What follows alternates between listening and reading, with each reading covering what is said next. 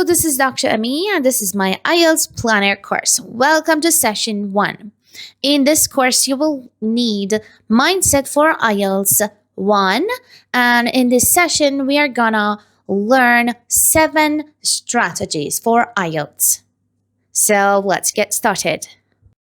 Now let's get to page 8 of the book Mindset for IELTS. Part 1. You can see some relationships in this box. Let me read them to you. Sister, brother, cousin, father-in-law, grandfather, uncle, aunt, nephew, niece, great-aunt, and grandmother. Actually, I believe that father-in-law and great-aunt can be new to you. So you may want to Google it or look them up in your dictionaries. Now, if you Google in-law definition, you may see this meaning of in-law as shown in this box. In-law means a relative by marriage. So you can add it to the end of the relationships and talk about the relatives of the person you got married to. For example, if I get married, the brother of my husband is called my brother-in-law. The sister of my husband is called my sister-in-law. And accordingly, we can say cousin-in-law, parents-in-law, grandparents-in-law. And the whole family of my husband is called my in-laws. Okay? And if you Google great-aunt, the definition is an aunt of one's father or mother. So, if my father has an aunt, that person is called my great-aunt. Or it is also the aunt of my mother. Okay? And for example, we can say great cousin, great grandmother, great granddad, and so on to refer to the family of your parents. Now let's get to the instruction of part 1. It is said that in pairs, explain the words in the box, such as this example. My sister is my parents' daughter. Or my sister is my parents' other daughter. Okay? Now, what else can you say about the new words in the box? They may not be new, but I want you to use them in a sentence to talk about the meaning. For example, you can say my aunt is my mother's sister or my father's sister. What other sentences come to your mind?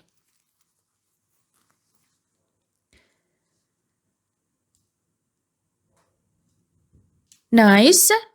Okay. And you can also say my brother is my parents' son. Yes, but there's a point here.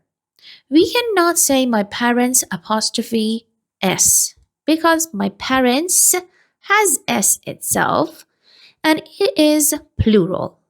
When we have a plural noun and we want to add apostrophe S to the end to show possession, we do not use the S after apostrophe. So we can say, my brother is my parents' son. Okay? Now, take your time, make more sentences like these examples, and please practice.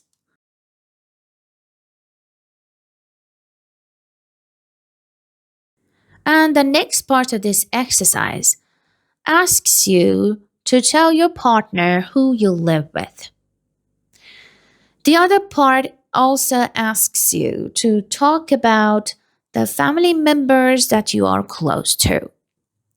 To talk about the person you live with, you can say sentences such as I live with my family at the moment, or I share the house with my grandparents, and so on. To talk about the relationship with a family member, I mean the closeness of that relationship, you can use sentences such as there's a very close bond between my brother and me, or my cousin and I have very much in common. You can also say, I have a lot in common with my friends, and I have established a close connection with my grandparents. My blah and I, you can say, my husband and I don't get along very well. Please take your time to make more sentences to answer this part. باید جوری صحبت کنید و جمله هاتون رو بگید که صدای خودتون رو بشنوید. هر جا بهتون گفته میشه بنویسید.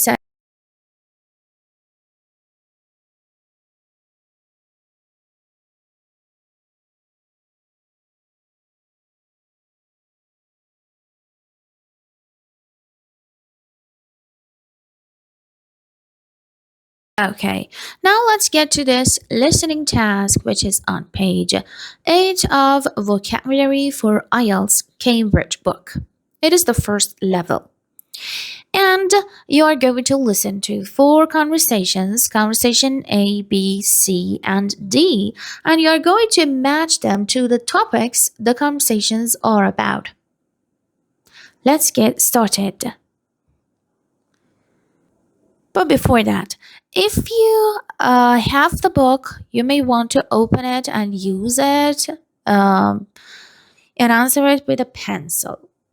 But if not, you may want to fetch a pen and a paper and try to take notes about the answers of this question. Recording 1A. Speaker A. On Mondays at school, a group of us always talk about whatever movies we saw at the weekend. On Saturdays, I often get together with my classmates and we see all the latest releases together. I can't remember the last time I saw a film with my parents. We just don't have much in common anymore. Speaker B. My parents are both teachers, so you'd imagine I'd have no trouble at all academically. When I was little, it was great because we had a really great relationship. But nowadays, all we seem to do is argue, and that causes a lot of conflict between us, so I don't really feel I can go to them for help. My friends aren't much help either, as they've all got the same problem. Thank goodness I get on really well with my tutor at university. She's very approachable and, if I'm struggling with an assignment, I find her advice really helps me. Speaker C. My parents are quite old, so I feel as though they're out of touch with the modern world. They don't seem to have any idea of what things cost. I'm hoping to get a car in the next few months, but I'll be taking my older brother along to help. We used to fight a lot when we were growing up, but there's a really close bond between us now. He's already had a few cars, so I'm sure he'll be a great help. Speaker D. I play the violin and the piano, and my granddad is a great cello player. A lot of my friends at school listen to all the popular bands and singers, but my tastes are totally different. I prefer classical music, and they just don't understand it at all.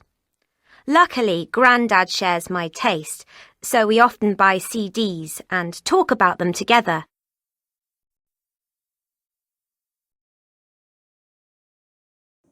Now you are going to listen again to the conversations and choose which conversation mentions the sentences below. But before getting to the audio, you may want to read these sentences to get ready to look for them in the audio. So you may have 10 or 15 seconds to read the sentences, then I play the audio. Take your time.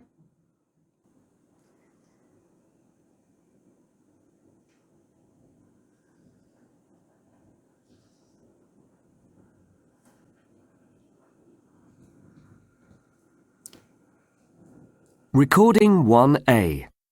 Speaker A. On Mondays at school, a group of us always talk about whatever movies we saw at the weekend. On Saturdays, I often get together with my classmates and we see all the latest releases together. I can't remember the last time I saw a film with my parents. We just don't have much in common anymore. Speaker B. My parents are both teachers, so you'd imagine I'd have no trouble at all academically. When I was little, it was great because we had a really great relationship. But nowadays, all we seem to do is argue, and that causes a lot of conflict between us, so I don't really feel I can go to them for help. My friends aren't much help either, as they've all got the same problem. Thank goodness I get on really well with my tutor at university. She's very approachable and, if I'm struggling with an assignment, I find her advice really helps me. Speaker C. My parents are quite old, so I feel as though they're out of touch with the modern world. They don't seem to have any idea of what things cost. I'm hoping to get a car in the next few months, but I'll be taking my older brother along to help. We used to fight a lot when we were growing up, but there's a really close bond between us now. He's already had a few cars, so I'm sure he'll be a great help. Speaker D. I play the violin and the piano, and my granddad is a great cello player. A lot of my friends at school listen to all the popular bands and singers, but my tastes are totally different. I prefer classical music, and they just don't understand it at all. Luckily, Grandad shares my taste, so we often buy CDs and talk about them together.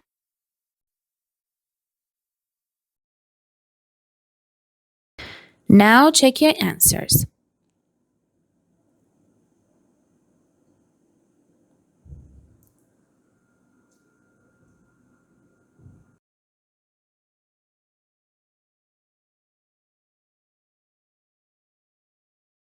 Now it's time to refer to English vocabulary in use, the pre-intermediate and intermediate level book, and Unit 13 to learn new vocabulary about family and friends. You can also watch the video that I have posted and use this. Now let's get to part 2 of page 8, Mindset for IELTS. What you see here is an exercise based on the reading Blood is Thicker Than Water on pages 8 and 9. Okay, this reading article is about living in an extended family. You know, guys, in some families, you may not live with your parents or your children. You may live with people other than these. For example, you live with your grandparents, your aunt and uncle, your nephew, or your niece. Okay? Is it so in your family? Can you relate it to your family, or is there anyone in your family who lives with people other than their immediate family? What do you think of the advantages of living with your extended family members? Can you think of any?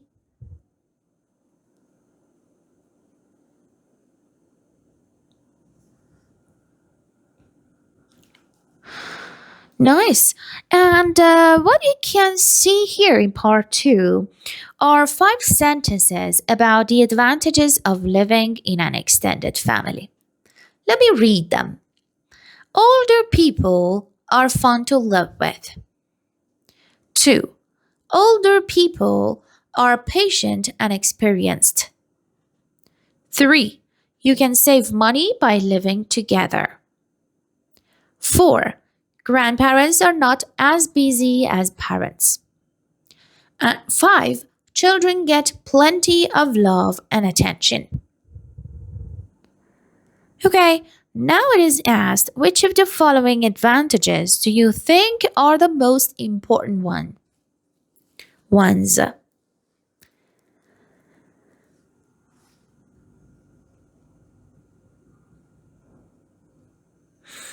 Nice. And please try to support your idea explaining the reason why you think that is the most important advantage.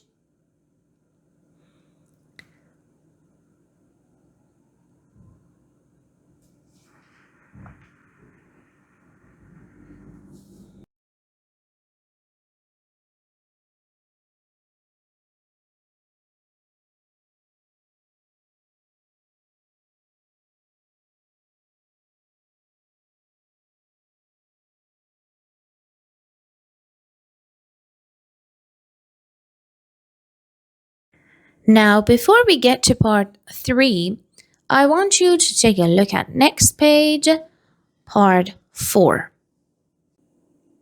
Here it is asked of you to find the information quickly, to have a race with your partner to find the following phrases in the text, in the article. But how can we do that?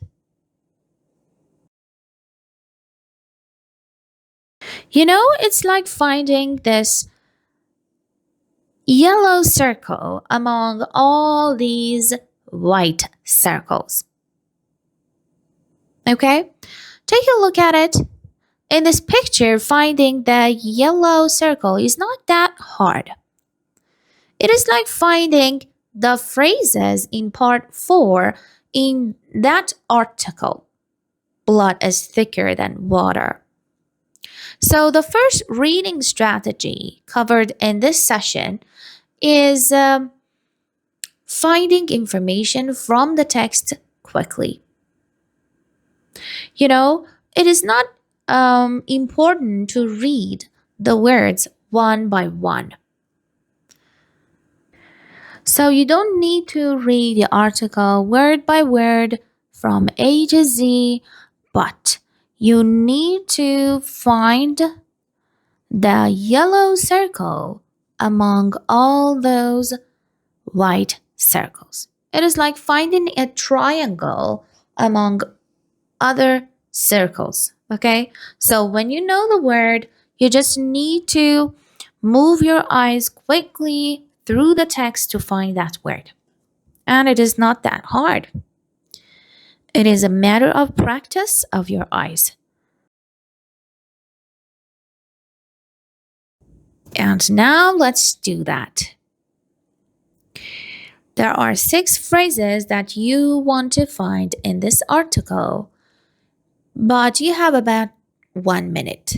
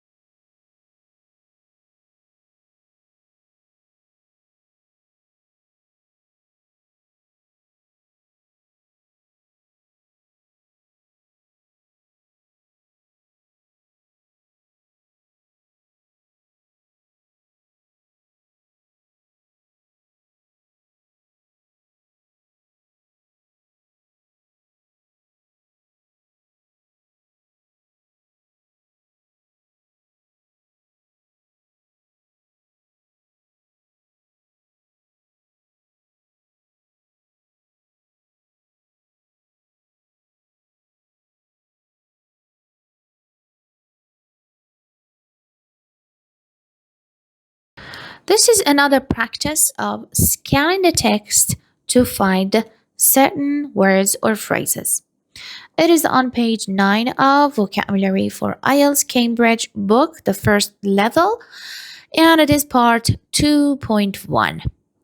This text is about families and early learning, and you should find these 7 words in the text below, and you've got only 1 minute to do that.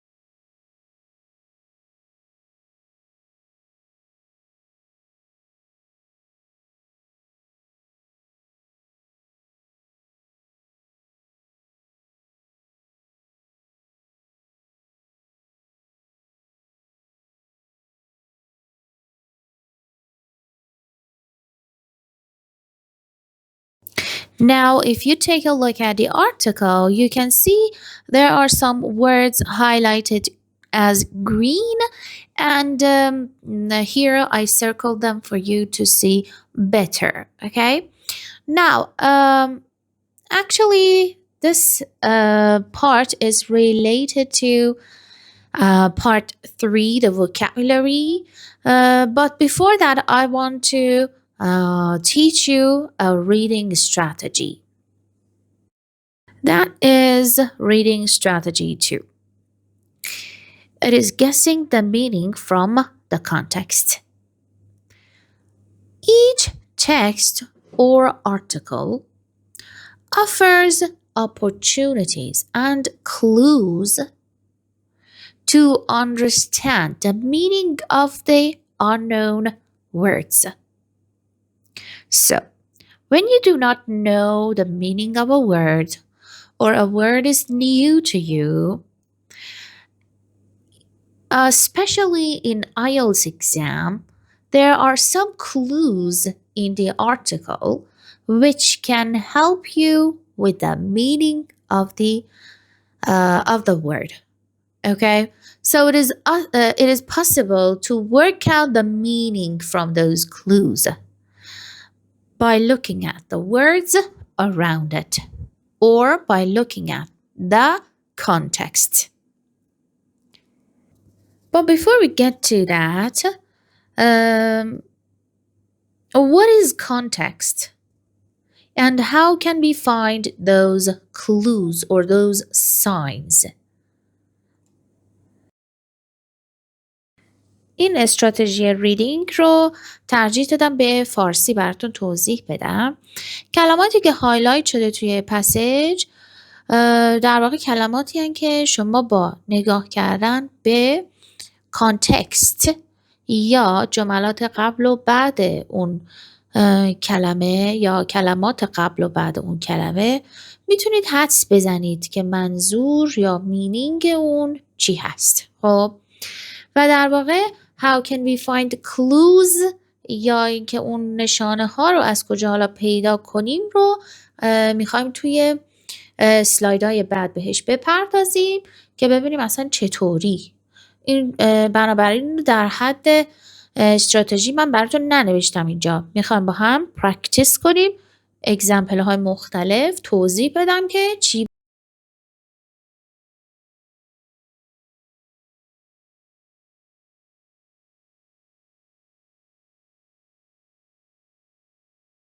Now let's look at these sentences with the highlighted words on the right. Actually, the highlighted word is the unknown word or phrase or sentence that we want to guess the meaning from the context of it. The context is underlined here. Look at number 1. Blood is thicker than water. The context is, this means that family is more important than anyone else. It gives the exact meaning of the last sentence. So, it gives a definition of the unknown sentence. Number 2. People are in general more geographically mobile nowadays. What is that? The geographically mobile is unknown to us. The next sentence actually gives the meaning. Number 3. As the Italian proverb says, blah, blah, blah, dash, if things aren't going well, call your grandmother.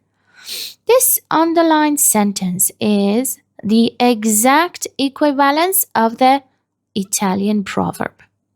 So whenever we do not know the meaning of a word or even a whole sentence, we can find the rephrasing of it or the equivalence or the definition of it in the context, but not always.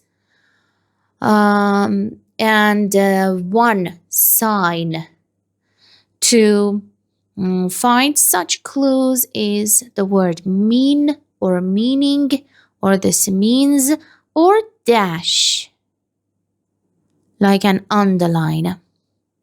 So the first clue is called the definition clue. The context actually gives the meaning of the unknown word or phrase so that you can guess the meaning. The next example gives you a synonym clue. Look at this paragraph.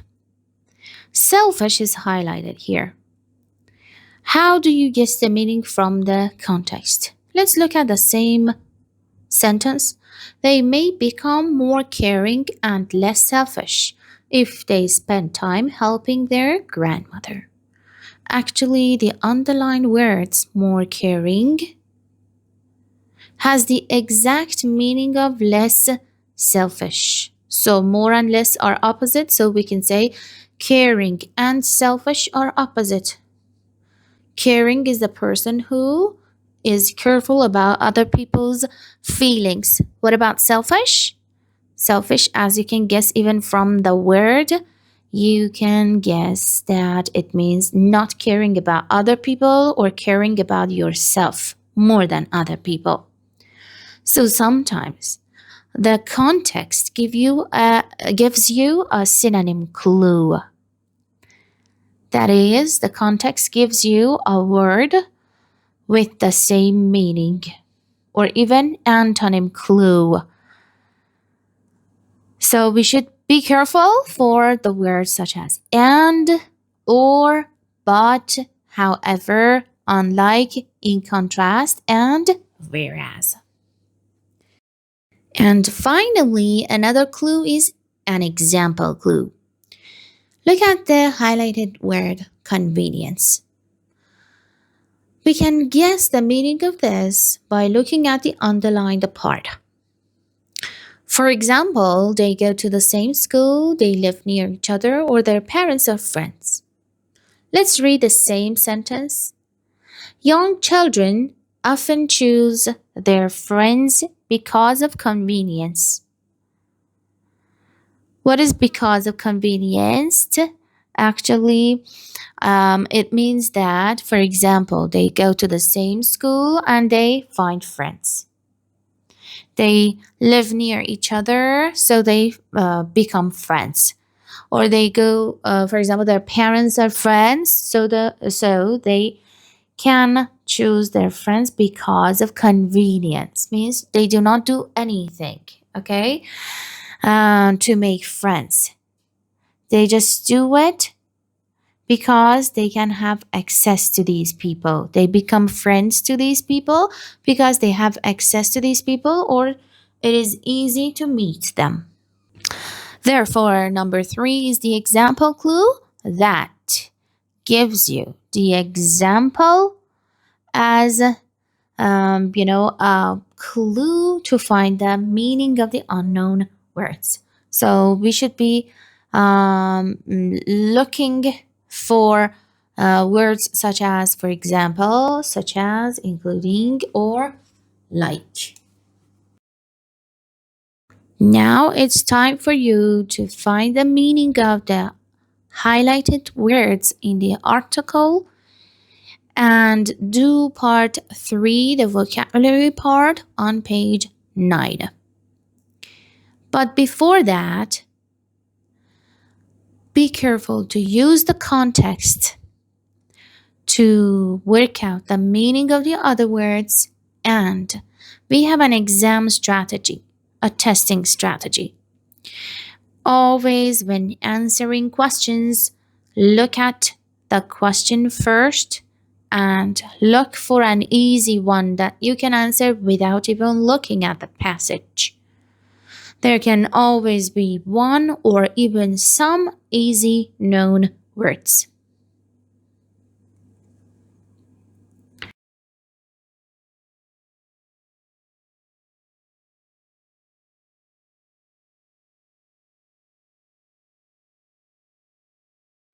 Now let's get to part 5, page 10.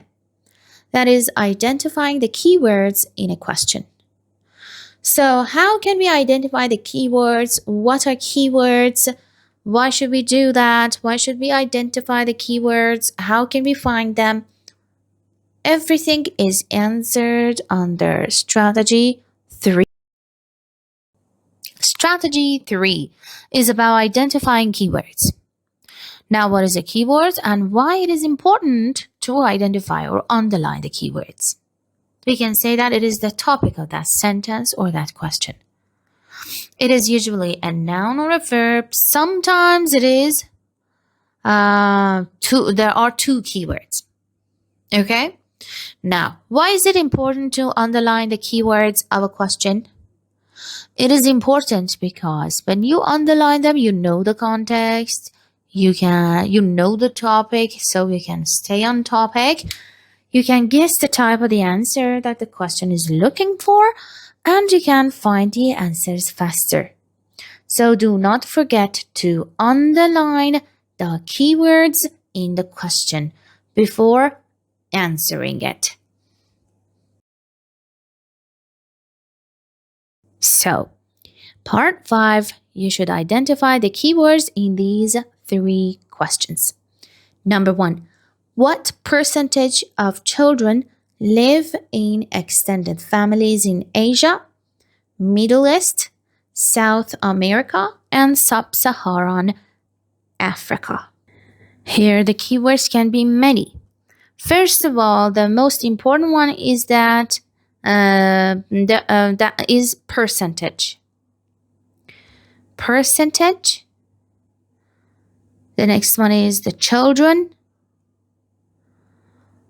The next one is extended families. And then we are going to answer this question for 1, 2, 3, 4 places: Asia, the Middle East, South America, and Sub-Saharan Africa. These are the keywords.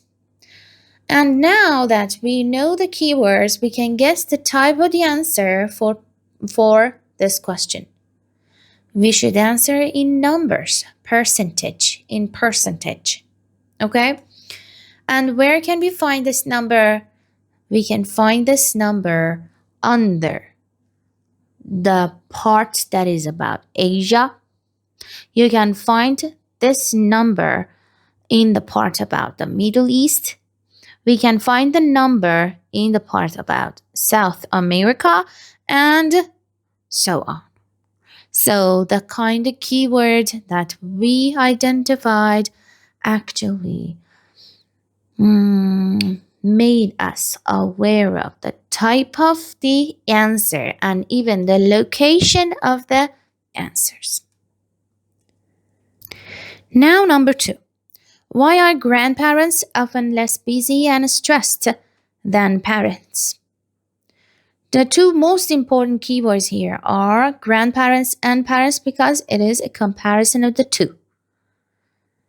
And the part in the article that talks about these 2 groups of people and if they are busy, stressed, or anything like that is the place where we can find the answer to this question. So the keywords are grandparents, busy, stressed, and parents. And number 3, what do young adults often think living alone will be like? Young adults living alone and think are the 3 keywords here. So the part that we find these keywords in the reading gives us a context where we can find the answer to question number 3. Okay, now what should we do next? We identified some keywords in the questions. What should we do next? Let's look. This is the process. Number 1, read the question to underline the keywords. Then, number 2, we should guess the type of answer the question is asking for. For example, number 1, what percentage of children live in extended families, blah, blah, blah. So the type of answer is number. Number 3, now that we know the type of answer, we know the keyword, we should move our eyes across the text to find the keyword or the words with the same meaning. Then number 4, we can use the clues from the reading, like headings, like parts, like titles, to help decide which part of the text to look at first. And at the end, when you find the keyword, you should read the text around it or the context to make sure that we have found the right information. Or even to find the rephrasing or clues to, guess the meaning of the new words. Actually, this is the process that we can use for every reading question to be sure that our answer is correct. So now let's get to this reading on page 11. This reading gives you some questions at the end, and I want you to answer the questions by doing the process that I have explained previously in the last slide. And I want you to pause the video and take your time. And I think 15 minutes is, it's a good amount of time to answer such questions. Be careful. Read the question, underline the keyword, find the keyword or synonym, and make sure to read the context. And here you can see the answer to those 5 questions. So check your answers and move on to the next slide. The second exam strategy is to be careful about the instruction of the question. Okay? So you should read exactly what the instructions ask you to do, and this can sometimes be tricky.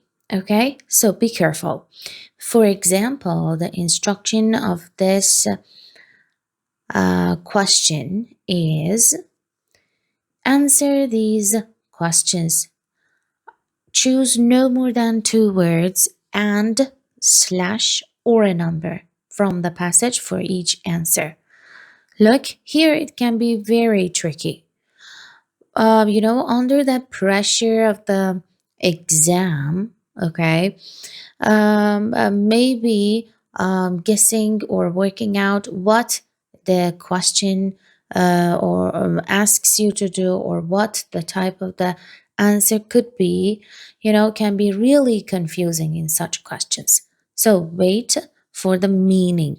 What is the meaning of no more than 2 words and or a number? It means it has 5 states.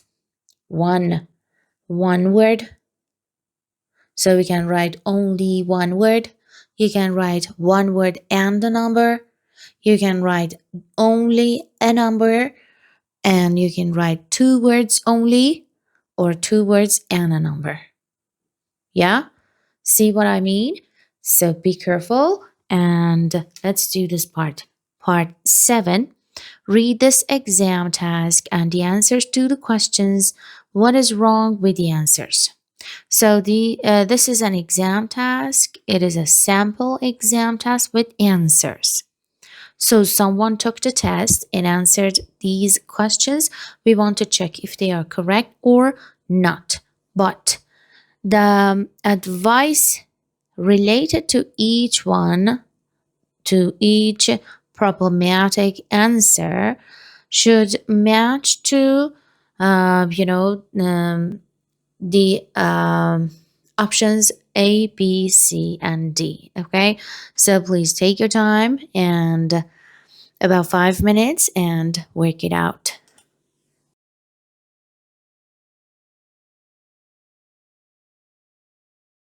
And now check your answers to part 7.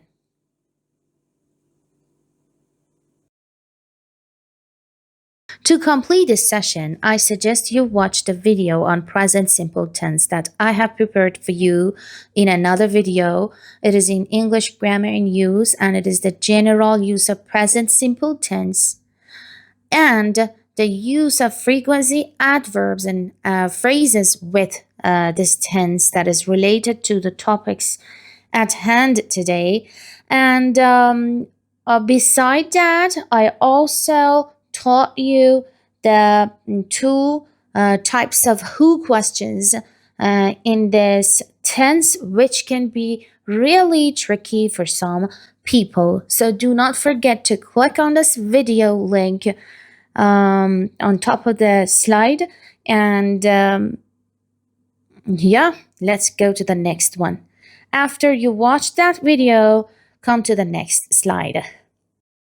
Now, there is a learning strategy here for you that is keeping a vocabulary notepad. Okay, you should always have a small notepad as a language learner to write down the new vocabulary, the new phrases, the new collocations, new expressions, or even new strategies. The strategies that I'm listing here. Okay, so my first strategy here for learning, okay, that helps you with learning is keeping a vocabulary notepad. You can also learn some new words about this topic and also have access to some tips from language learners in Unit 2 of English Vocabulary in Use. So do not forget to refer to it and do the exercises. Now to practice taking notes and keeping a vocabulary notepad and to actually put in practice those tips from the people in part 2 of the vocabulary in use, I want you to take a look at the passages that we have had so far and do this, okay? Read the article at your own pace or speed and try to make a list of 10 words or phrases that sound new to you, okay? Then Google the meaning of the new words or look them up in your dictionary and keep this notepad during the course to remember and study them later. I always have such a notepad in my handbag, in my purse, and I always take it by myself wherever I go. Okay, so I can jot down the new words that I encounter during the day. Okay, so do this for the passages that we have had so far. I'm gonna put the passages here for you in the next slides. Okay, take 10 to 15 minutes for each passage to study them and actually should study them word by word. Okay, and try to go into details.